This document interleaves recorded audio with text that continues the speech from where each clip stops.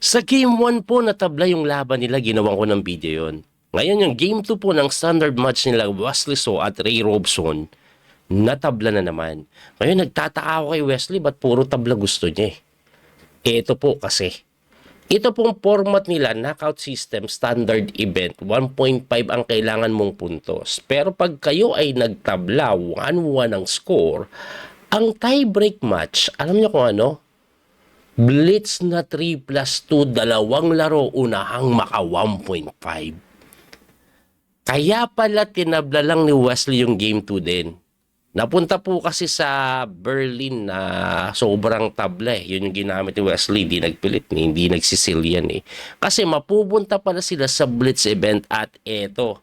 Ang gagawin ko po sa Blitz event, panoorin po natin ng live. Diba? Para exciting. And then after natin panoorin ng live, saka po natin i-analyze. Ano po ba nangyari? Abay, eto na po. Magsisimula na yung laban. Bigyan po kayo ng video. Ayan, may video pit, di ba? Ayan, so magsisimula na po yan. Gumagapang na yung camera. At ayan po, E4 ang tininan ni Ray Robson na sinagot ni Wesley ng E5, Knight F3, Knight C6. Ay, D4. Yan po yung tinatawag ng Scotch game. It's Scotch. Knight F6 hitting the pawn na kinakapture yung kabayo dyan sabay tulak Ayan, linya po yan. Linya yan, pero pinipin lang. Didepensa naman, tumalon yung kabayo. Nag G3 lang para develop yung bishop. G6 naman si Watson para i-develop din yung kanyang dark square bishop at bigyan ng pressure yung pawn sa may E5.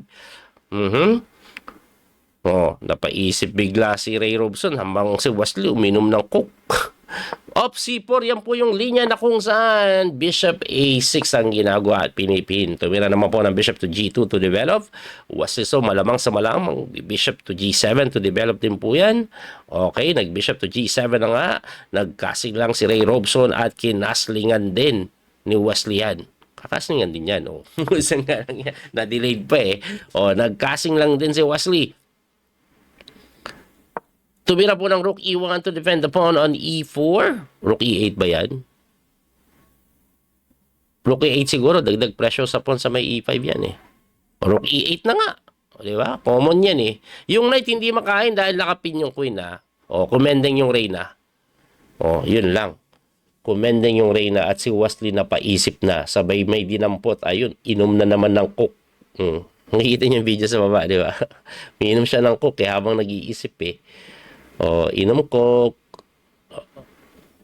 Parang di siya mapakali Bakit kaya siya uminom ng tubig? Ay, alam ko na, yun yung ginagawa ko. Pag may magandang tira, inom coke, inom tubig. Ayan na, nag-went to C5. Inatake po yung pawn sa C4, dinipensahan. At ang magkagandahan dyan, libre po ata yung pawn sa E5. Kaya pala inom ng coke to. Ginagaya yung mga style natin na kapag winning, inom tubig. Pwedeng kainin yung pawn sa E5 Nag-iisip lang si Wesley. Pero pwede niyang kainin Di ba? Pwede niyang kainin. Iisip siya Pwede libre Kinain na nga. Rook takes to E5 and it looks like yun yung best move kasi kahit papano may konting kurot sa side ng black yung evaluation bar. Hindi po yan winning pero slightly better kasi nga 1 pawn up. Anyway, anong gagawin dito ni Ray Robson? Dinipensahan yung pawn sa C4 kasi may knight E4 na paparating. Hindi kasi ma-knight E4 agad dahil libre yung C4 So ngayon, magna-knight to E4 na yan. So kailangan nang gumalaw ng kabayo sa may D5 or else babagsak yan. Kasi mapipilitan gumalaw yung reyna Nag-iisip si Wesley Medyo lamang na si Robson sa oras at tumakbo na nga po sa may B6. Malamang susundutin na po yan ng knight to E4 o knight to B3. Knight to B3 yung tinira ni Robson hitting the queen. So, ikaw mapapatakbo. Ang tanong, saan? Malamang Queen E7, Queen F8. Queen E7 mas aktibo. Ayun na nga po yung ginawa. Pwede ka mag Queen F6 later on po. Nag-bishop lang po sa may dito. Ang bilis tinira nun. Mabilis tumir. So, bangkal para makadevelop yan. Rook E1, ibipin yung bishop. Something like that. Wesley So naman, nag-rook to E8 na mali daw. Isang minuto na lang si Wesley. Lamang ng isang minuto, may get. Ito pong si Robson. Rook to E8 na tinirahan ng Rook to E1. Nako, lamang daw ang puti. O, syempre, may iwas agad si Wesley. Nakapin eh. Titirahan ka ng F4 eh. Babagsak yung bishop. O, anong gagawin? Umiwas lang. Nag-iisip si Robson. Ano kayang tira dyan? Lamang daw ang puti eh. Ano kayang tira? Lamang daw ang puti eh. Hindi ko nga lang alam kung anong gagawin. O hindi ko maintindihan bakit siya lamang. Bakit siya lamang? Kaya siya lamang. C4? Or C5 pala? Tulak pon? Nag-iisip si Robson. Medyo dumidikit na po yung oras. Yung timer dun sa pinaka-board, di gumagalaw ah. Tingnan nyo nilang po yung timer dun sa live chessboard nila. Kasi gumagalaw yan after tire. Ayan no, o D5, o C4 ang tinira, o kinain, ayan, nakapagsabayan. Tama, C5 nga ang tira. Lamang daw eh, libre yung pawn na. Libre yung pawn sa A7. O pwede din i-B7, may magkakapas pawn si Robson. Pero siguro, ano, B7, Knight A5, eh, no? Magkakapas pawn si Robson. Pero ang lakas ng bishop ni Wesley sa H3, oh. Nakakatakot din yung bishop na yan, ha. Nag-iisip dito si Robson kung anong gagawin niya. Hindi siya makatirs, mga sir. Wala na siyang oras. Oh, umaamba. Kinapture yung pawn. Mali daw yun. Medyo na-equal. Ang ganda ng Queen A8 ni Wesley. Trying to put pressure on that pawn na nasa may A7. At hindi lang yun. May mga C5 idea pa yan. Ang C5 idea, mabubuksan yung long diagonal. Threatening a checkmate on G2. Anong gagawin ni Ray Robson dito? Wala na po siyang oras. Abay, walang oras. Hanep, walang oras si Robson. Tumalon yung kabayo sa C5. 10 seconds na lang, oh. O, D6 ang tinira. Wala nang oras si Robson. Inatake yung kabayo. Mali pa daw yun. Pero okay lang yun. Tumalon yung kabayo doon. O, anong gagawin ni Wesley dito? May threat po siya. Hindi makain yung pawn sa A7. Ha? May knight F6 na threat. Pamaya, analyze ko naman yan eh. C5. Pag tumalon yung kabayo, mati ka sa G2. Inatake yung tore. Anong plano niyan? Ay, hindi matira yung F5. F5 gusto kong gawin. May knight F6. Wish it. Kailangan umiwas yung tore muna. May ganun pa siya. May tricks pa siya eh. Nag-rook E7. Tamang iwas. Ayan, ititira na po ata yung F5. Kaso bishop G5 pa. Pusang galay, natake yung tore. Siyempre, iwas ulit. Saan iwas? Posado E6. Rook E6. Ayun na nga, Rook E6. 4 seconds na lang yung kalaban. Tumira na lang po ng F3. Wala na oras yung kalaban. 1 segundo nung tumira. Grabe Si Wesley, medyo mataas pa yung oras. Nag-king to G7 lang. Tumira agad. Bishop to E3. Atras-atras lang. Nag-iisip dito si Wesley. Umatras lang yung tore. Umatake yung bishop. Kaya pa umatras yung tore, umatake yung bishop. Umatake yung kabayo sa bishop. Kaya umatras yan para may daanan yung bishop. Tingin ko eh. Ayan Ay, mamatihin pa nga. H5. Mali pa daw H5. May G4. Pusang gala. Wala nang oras yung kalaban. 3 seconds. Pero si Wesley, nauubos na din po yung oras. Kailangan niya na din tumira. Medyo magulo yung nangyayari sa laban. Bishop check.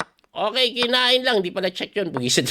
Kaya kinain lang yung pawn. Nahihilo ako sa panonood ko dumipensa lang. Ay!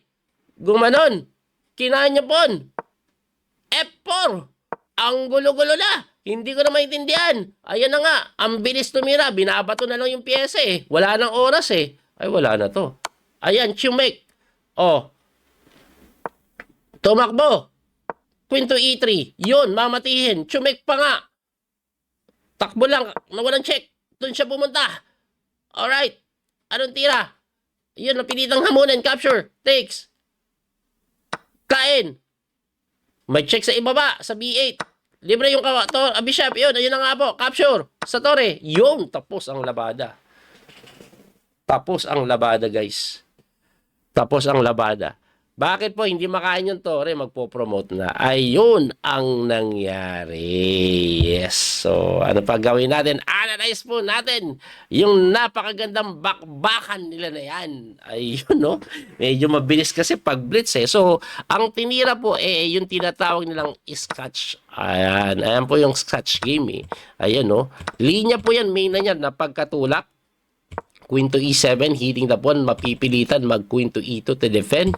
Tapos knight lang doon. Ayun. And then may G3 na tira, G6 para pareho mag-develop yung kanilang bishop. C4, mainline po yan na kung saan pinipin talaga. Pagka-pin, ayan, develop na nga. And then castling. Yan, typical po yan eh.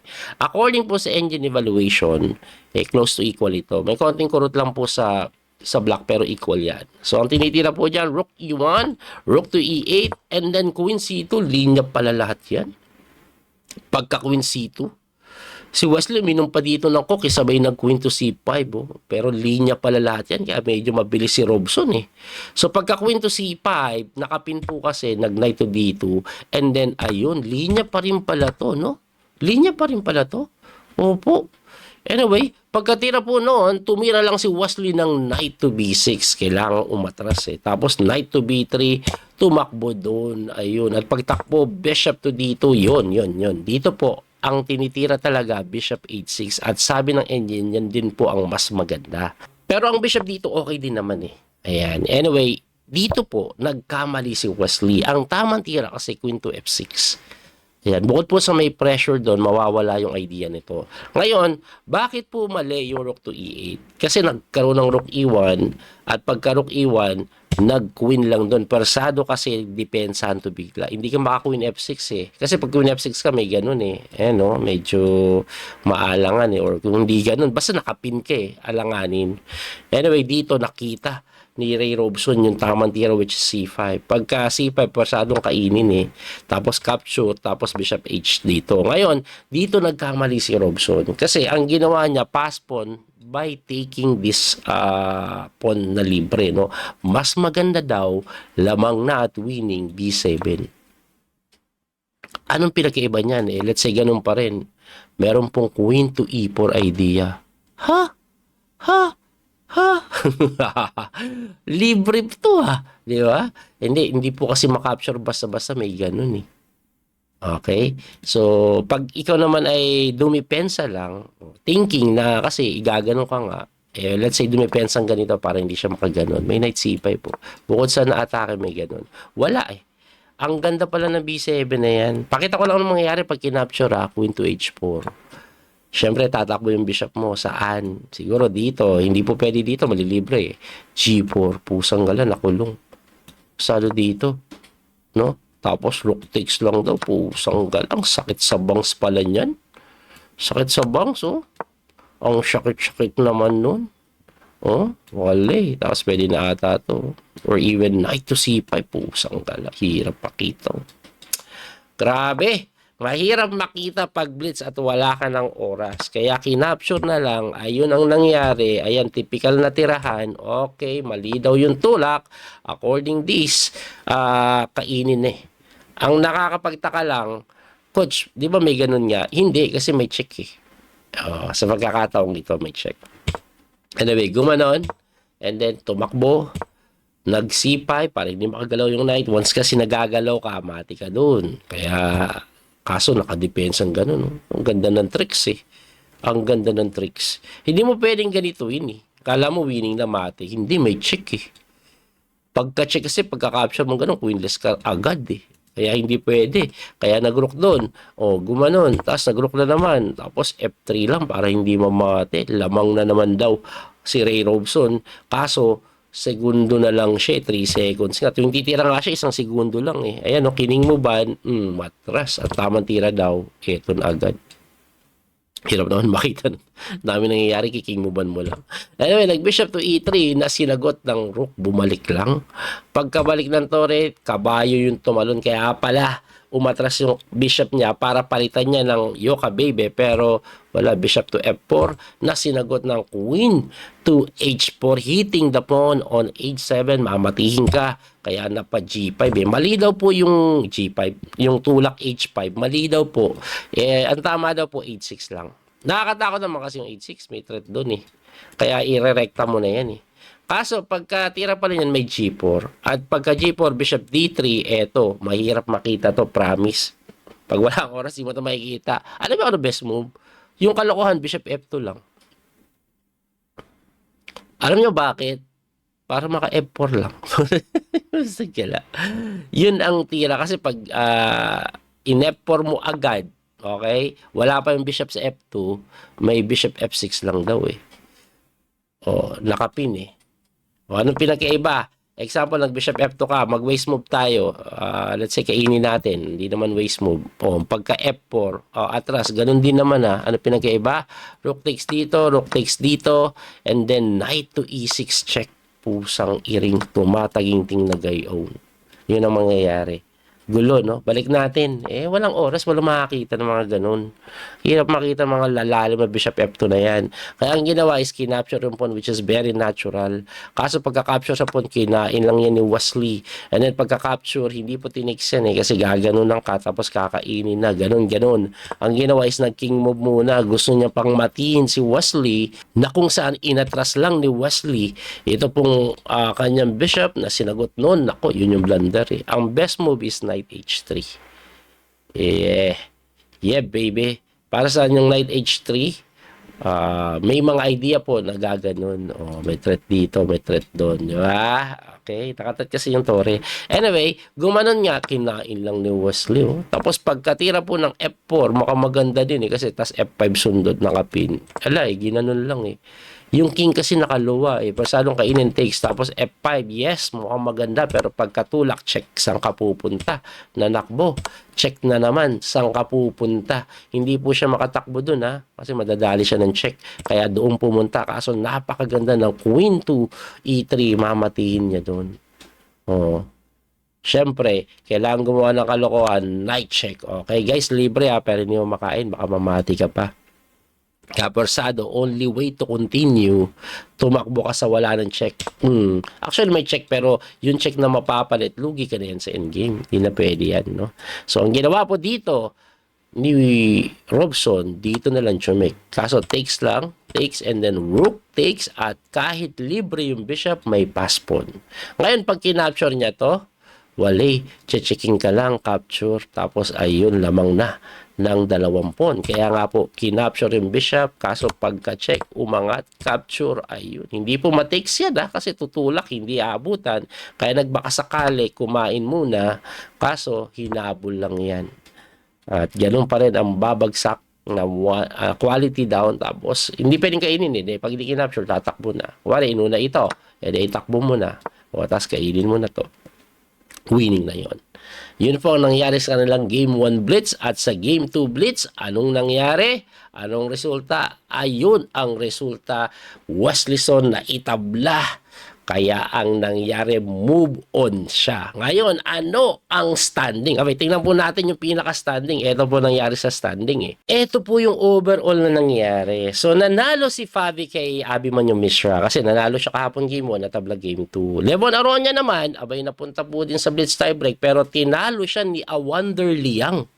Tapos Dominguez, abay tinalo ni Sebian sa Game 2 ng standard. Kaya ang magkalaban sa semifinal sa winner's bracket o tinatawag nilang champions bracket ay si Sam Sebian at Wesley So, tapos Fabiano Awander Liang.